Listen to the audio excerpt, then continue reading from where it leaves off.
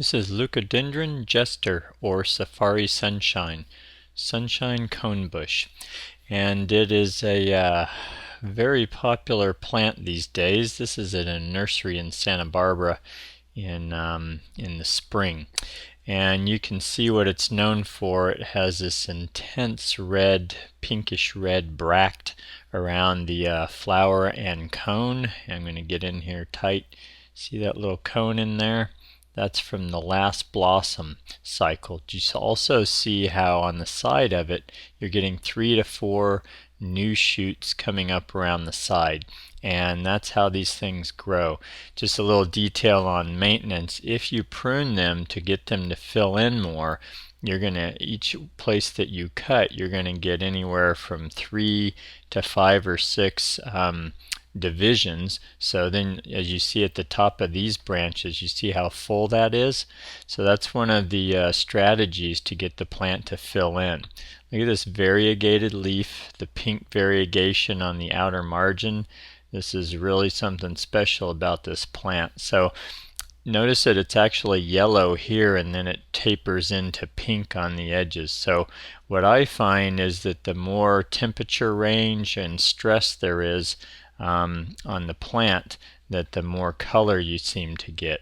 Now, most of the ones you're seeing here are near the coast. They're in the larger one that you see there is at UC Santa Cruz Botanical Gardens. So the full-size one, which, by the way, size-wise, that thing is 6 to 7 feet tall. Other places are listing it at 4 to 5 at maturity, but that mature one there was 6 to 7 feet tall and only about 4 feet wide. So again, the foliage is really the show here, and then the bright color for the bract at the top of the branches. And leucadendrons are an interesting family. That's really what they're known for, is the bract and the new foliage. The foliage at the terminal tips where you get the color. And this one has the added benefit of the variegated foliage. So where I use this in design is I would use this more as a specimen shrub. And I kind of have a classification for that, where I feel like it's a big enough plant to stand on its own and hold a place in a garden, maybe in the background or in a corner, where it has enough going on most of the year that it can hold that position and be a point of interest somewhere in the garden. This is standing out in a field because it's a botanical garden, but if you were using it in a residential landscape or in a commercial project, I would use it more, as I mentioned, as kind of a specimen shrub. These need very little care once they're established. I do think it's a good idea, and I've read that the pruning will tighten them up, and I'd say that that's true from what I've witnessed. Other varieties of leucadendron that look their best have definitely had some pruning to tighten them up.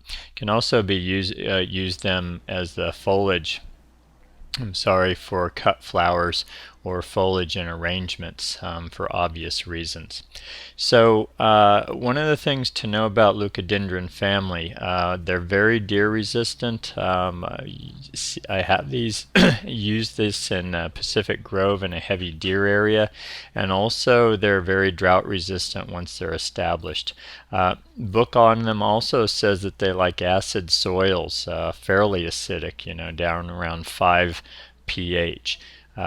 Cold tolerance, they are to somewhere in the 20s Fahrenheit, so 20 to 25 degrees typically seems to be the range for most of the Leucadendron family. And I think that's what I can tell you about Leucadendron. Oh, they are very phosphorus sensitive. Do not hit these with an all-purpose fertilizer. It's a good way to kill them, and that's true for Leucadendrons in general. Also, these are heat tolerant. I've seen these used where I live. I live in a hot inland valley in Northern California where it gets 90 to 100 degrees during the summer, and these have handled that fine.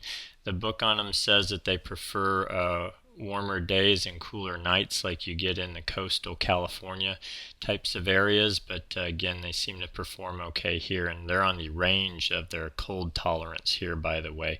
We get into the 20s during most winters, and I have seen one or two year to 2 year old plants here, so it's a newer introduction in this area and just starting to be used that way. Also, I did see this in a pot, so I'd say look at this in terms of potentially using it in a large pot. Saw that done in Santa Barbara in a strip mall, and it looked really good. So that is Leucadendron Jester or Safari Sunshine, Sunshine Conebush.